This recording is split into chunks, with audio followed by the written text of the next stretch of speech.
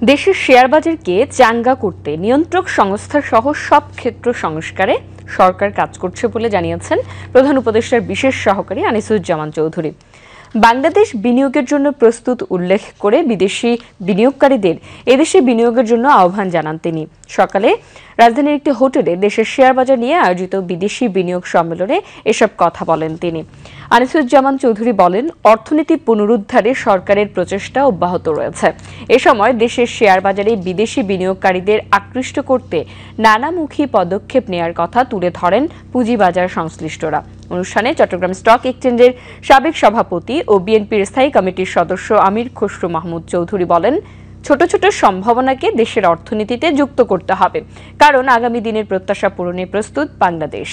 দিনব্যাপী এই বিনিয়োগ সম্মেলনে বিদেশি ১০৭ জন বিনিয়োগকারী অংশ নিয়েছেন।